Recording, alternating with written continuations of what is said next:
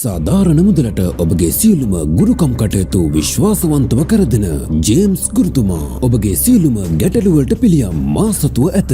ඔබගේ ගැටලුවලට නිසක විසඳුමක් ලබා ගැනීමට දැන්ම මා අමතන්න. ජේම්ස් ගුරුතුමා 076 17 76 708 හෝ 070 35 70 555. සාධාරණ මුදලට ඔබගේ සියලුම ගුරුකම් කටයුතු විශ්වාසවන්තව කරදෙන ජේම්ස් ගුරුතුමා. අද අපගේ ආශිර්වාද YouTube නාලිකාවෙන් ඔබට ලබා දෙන්නේ එක් විශේෂ රහසිගත රාවණා රජු භාවිතා කර ඕනෑම ස්ත්‍රියක් ඒ වගේම පුරුෂයෙක් වසඟයට ගත හැකි ඉතාමත්ම බලගත් වශී මන්ත්‍රයක්. ඒ කාලේ ලක්දිව හෙළ වැසියෝ මේ වශී මන්ත්‍රය භාවිතා කර ඔවුන්ගේ ආදරයන් ඔවුන්ට ලබා ගැනීමට අවශ්‍ය පුද්ගලයන් ලබාගත් බව පොතපතේ සඳහන් වෙලා තියෙනවා. ඉතින් මේක රාවණා රජුත් භාවිතා කළ මන්ත්‍රයක් නිසා අද අපි ඔබට එම මන්ත්‍රය ලබා දෙන්නට හිතුවා. මෙම මන්ත්‍රය මගින් ඔබට ඕනෑම ස්ත්‍රීකකේ හෝ පුරුෂයෙකුගේ ආදරය ඉතාමත්ම ඉක්මනින් ලබා ගැනීමේ හැකියාව තියෙනවා. පොතපතේ නම් සඳහන් වන්නේ මේ නිවැරදිව කළොත් අසුරු සැනකින් ඔබට ප්‍රතිඵල ලබා ගත හැකි බවයි. ඉතින් එම නිසා මෙම මන්ත්‍රය මුදින් ශ්‍රවණය කරන්නට වග බලා ගන්න. ඒ වගේම අවධානයෙන් භක්තියෙන් ශ්‍රවණය කිරීමට වග බලා ගන්න. රාමායණයට අනුව රාවණා රජු කියන්නේ 10ක් සහ අත් 12ක් ඇති ඉතාමත් තේජාන්විත බල සම්පන්න රජ කෙනෙක්. රාවණා ඇතුළු ලංකාවාසී රාක්ෂසයන් මිනිසුන් පුදින ඉතාමත් ක්‍රූර යක්ෂ කොට්ටාශයක් වශයෙන් රාමායනයේ නිරූපණය කරලා තියෙනවා.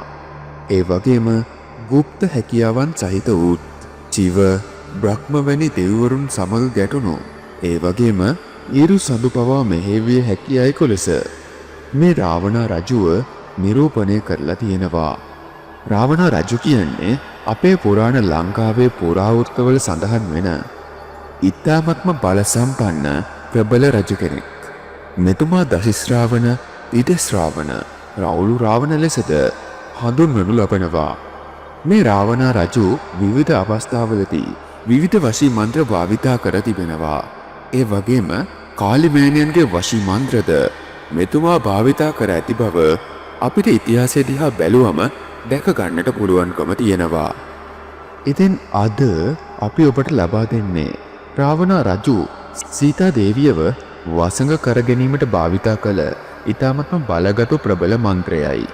ඉතින් අපි කලින් වතාවකදී රාවණා රජතුමාගේ බලගතු මන්ත්‍රයක් පිළිබඳව ඔබට ලබා දීලා තියෙනවා. ඉතින් ඒ මන්ත්‍රයේත් ඔබට ඉතාමත් ඉහළ ප්‍රතිඵල ලැබුණු බව ගොඩ දෙනෙක්ම සඳහන් කරලා තිබුණා. මෙම මන්ත්‍රය මගින් ඔබගේ ආදර ගැටලු ඉතාමත්ම ඉක්මනින්ම විසඳා ගන්නට ඔබට හැකියාව තියෙනවා. ඒ වගේම පවුල් සංස්ථා බිඳවැටිලා නම් එම බිඳවැටුණු පවුල් සංස්ථා මේ මන්ත්‍ර ශ්‍රවණය කිරීම මගින් නැවත එක් කිරීමට ඔබට හැකියාව තියෙනවා. ඒ වගේම විශේෂයෙන්ම කියන්නට ඕනේ ඔබට ග්‍රහ බලපෑම් තියෙනවා නම් එම සියලුම ග්‍රහ බලපෑම් මේ මන්ත්‍රය මගින් සුන්නත් දූලි කර ගැනීම හැකියාව ඔබට තියෙනවා. එමෙන්ම ඔබේ ජීවිතයේ වාසනාව සෞභාග්‍ය ධනය උතුරායන මන්ත්‍රයක් ලෙසද මෙය අපිට හඳුන්වන්නට පුළුවන්. එතරම් ප්‍රබල මන්ත්‍රයක් තමයි මේ රාවණා රජතුමාගේ මන්ත්‍රය. මේන් ඔබගේ සියලුම ආදර ගැටලු විසඳනවා වගේම ඔබගේ ජීවිතයේ ඇති සියලුම ප්‍රශ්න ගැටලු බාධාවත් විසඳා ගැනීමේ වරම අද ඔයාට ලැබිලා තියෙනවා. ඉතින් මම කියන්නේ මේක විශ්වාසයෙන් භක්තියෙන් දිනකට 108 වාරයකින් දින 6ක් හොඳින් ශ්‍රවණය කරන්න කියන එක විතරයි. දින 6ක් යන්නේ නැහැ ඔයාට ප්‍රතිඵල ලැබෙන්න. නමුත් ප්‍රතිඵල ලැබුණත් දින 6ක් අනිවාර්යයෙන්ම මේ ශ්‍රවණය කරන්නට ඕනේ. මොකද මේ මන්ත්‍ර ශ්‍රවණය කළ යුතු වාර ගණනක් තියෙනවා. එම වාර ගණන නිසියාකාරව ශ්‍රවණය කිරීමෙන් ඔබට ලැබුණු ප්‍රතිඵල සෑමදාම ඔබ සන්තකයේම රඳවා ගැනීමට ඔබට හැකියාව තියෙනවා. ඔබට අද ප්‍රතිඵල ලැබෙනවාමයි කියා සිතා මේ මන්ත්‍රය හොඳින් ශ්‍රවණය කිරීමට දැන් පටන් ගන්න. ඔබගේ සියලුම ආදර ගැටලු දුරු වී දුක් කරදර දුරු වී ඔබගේ ජීවිතයේ සාර්ථකත්වයට පත් වී ඔබගේ පිවිතුරු අලංකාර ආදරය නැවත ඔබට ලැබෙන්න කියලා ආශිර්වාද අපි හදවතින්ම ඔබ වෙනුවෙන් ප්‍රාර්ථනා කර සිටිනවා. ඒ වගේම ඔබගේ ජීවිතයේ දිනෙන් දින එළිය වේවායි ආශිර්වාද අපි ඔබ වෙනුවෙන් ප්‍රාර්ථනා කර සිටිනවා. ඔබට 33 කෝටියක් දෙවි දේවතාවුන් වහන්සේලාගේ පිහිටයි. ओम दशिश्रावणाय विद्महे लंकेश्वराय धीमहि तन्नो वीरः प्रचोदयात्। ओम दशिश्रावणाय विद्महे लंकेश्वराय धीमहि तन्नो वीरः प्रचोदयात्। ओम दशिश्रावणाय विद्महे लंकेश्वराय धीमहि तन्नो वीरः प्रचोदयात्। ओम दशिश्रावणाय विद्महे लंकेश्वराय धीमहि तन्नो वीरः प्रचोदयात्। ओम दशिश्रावणाय विद्महे लंकेश्वराय धीमहि तन्नो वीरः प्रचोदयात्। ओम दशिश्रावणाय विद्महे लंकेश्वराय धीमहि तन्नो वीरः प्रचोदयात्। ओम दशिश्रावणाय विद्महे लंकेश्वराय धीमहि तन्नो वीरः प्रचोदयात्। ओम दशिश्रावणाय विद्महे लंकेश्वराय धीमहि तन्नो वीरः प्रचोदयात्। ओम दशिश्रावणाय विद्महे लंकेश्वराय धीमहि तन्नो वीरः प्रचोदयात्। ओम दशिश्रावणाय विद्महे लंकेश्वराय धीमहि तन्नो वीरः प्रचोदयात्। ओम दशिश्रावणाय विद्महे लंकेश्वराय धीमहि तन्नो वीरः प्रचोदयात्।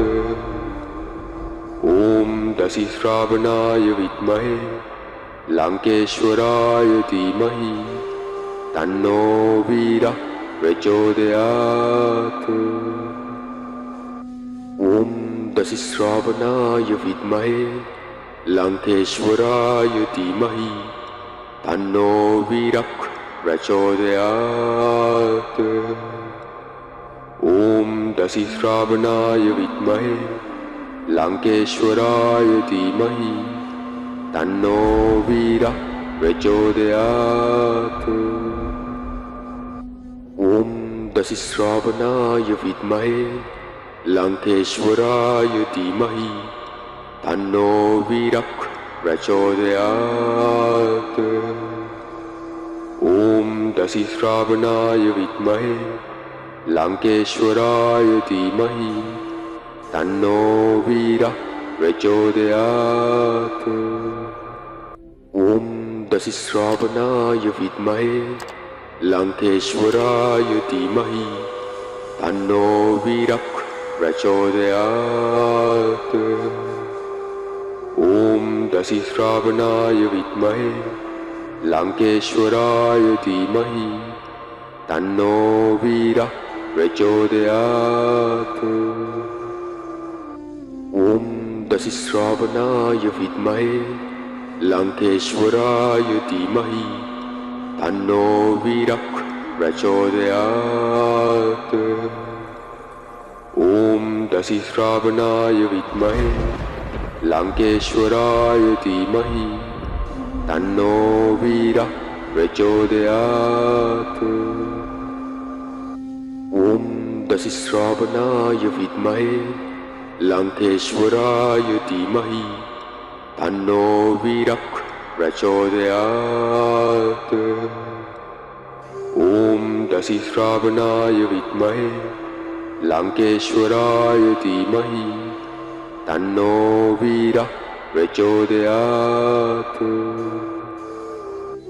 ॐ दशिश्रावणाय विद्महे लङ्केश्वराय धीमहि तन्नो वीरः प्रचोदयात्। ॐ दशिश्रावणाय विद्महे लङ्केश्वराय धीमहि तन्नो वीरः प्रचोदयात्। ॐ दशिश्रावणाय विद्महे लङ्केश्वराय धीमहि तन्नो वीरः प्रचोदयात्।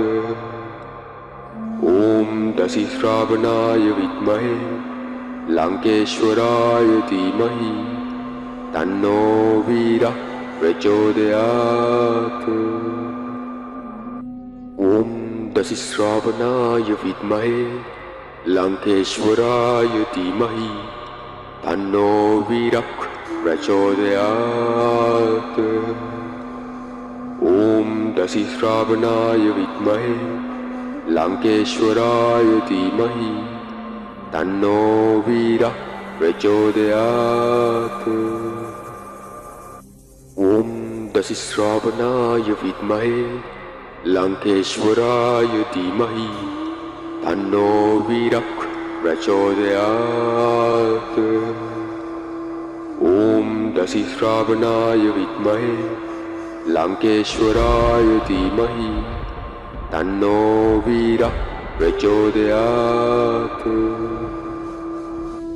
ॐ दशिश्रावणाय विद्महे लङ्केश्वराय धीमहि तन्नो वीरः प्रचोदयात्। ॐ दशिश्रावणाय विद्महे लङ्केश्वराय धीमहि तन्नो वीरः प्रचोदयात्। ॐ दशिश्रावणाय विद्महे लङ्केश्वराय धीमहि तन्नो वीरः प्रचोदयात्। ॐ दशिश्रावणाय विद्महे लङ्केश्वराय धीमहि तन्नो वीरः प्रचोदयात्। ॐ दशिश्रावणाय विद्महे लङ्केश्वराय धीमहि तन्नो वीरः प्रचोदयात्। ॐ दशिश्रावणाय विद्महे लङ्केश्वराय धीमहि तन्नो वीरः प्रचोदयात्।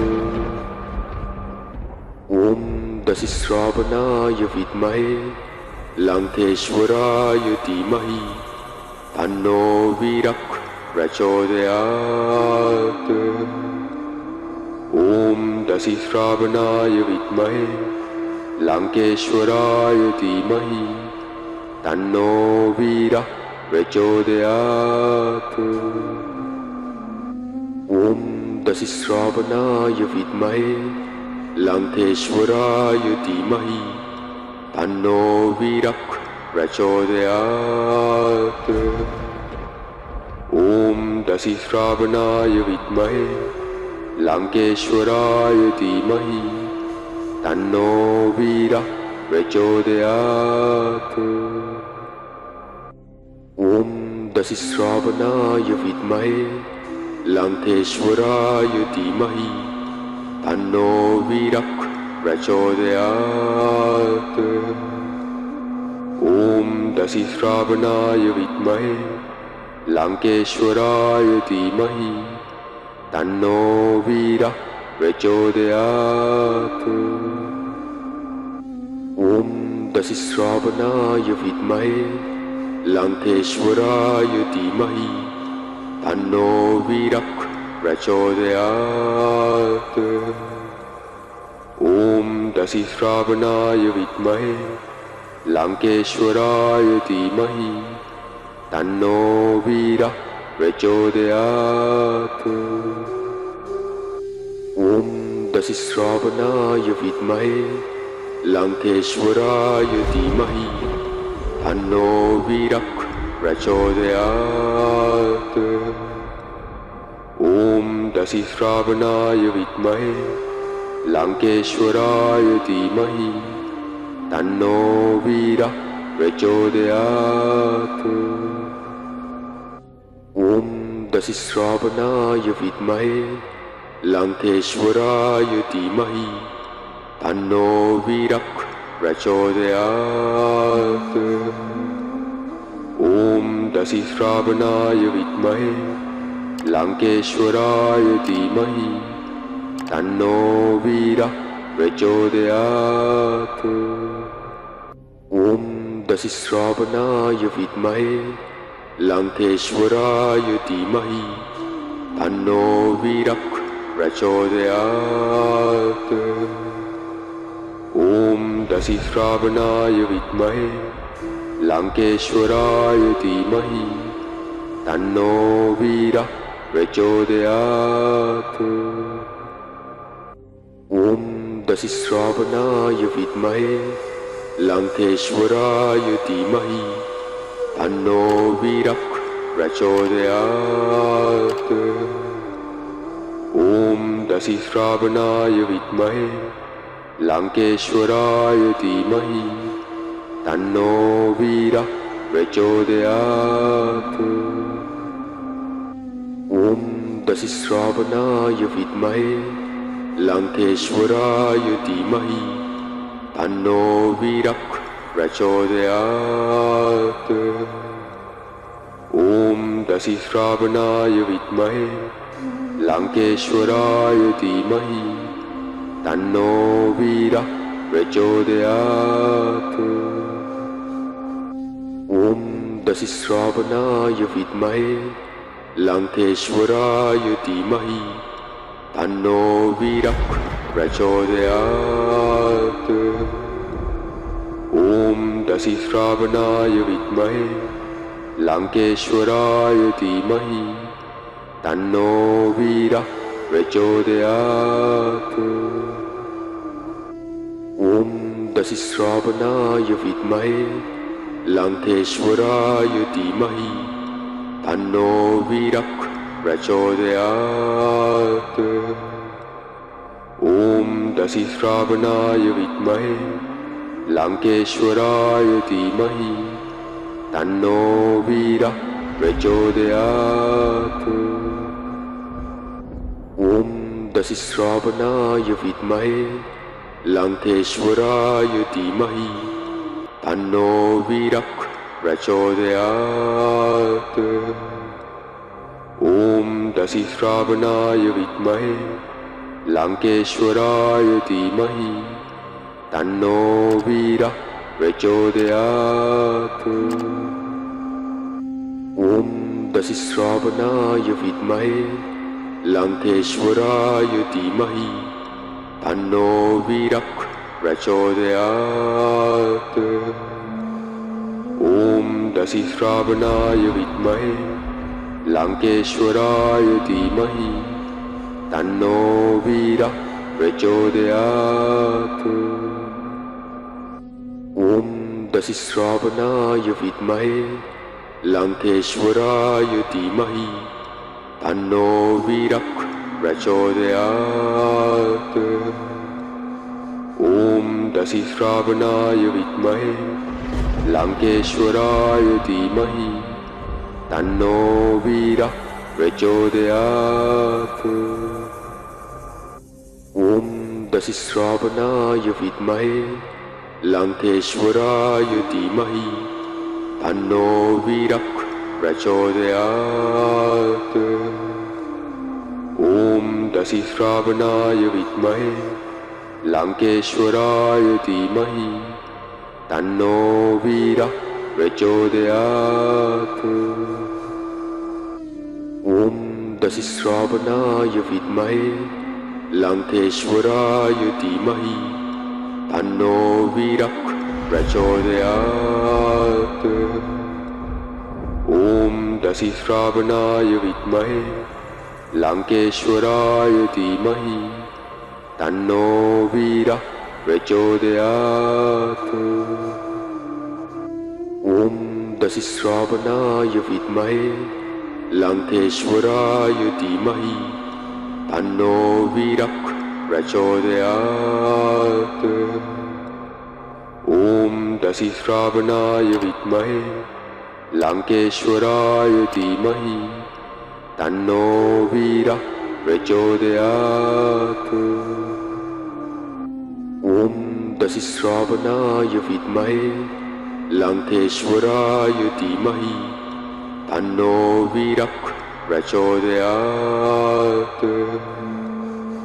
ॐ दशिश्रावणाय विद्महे लङ्केश्वराय धीमहि तन्नो वीरः प्रचोदयात् ॐ दशिश्रावणाय विद्महे लङ्केश्वराय धीमहि तन्नो वीरः प्रचोदयात् ॐ दशिश्रावणाय विद्महे लङ्केश्वराय धीमहि तन्नो वीरः प्रचोदयात्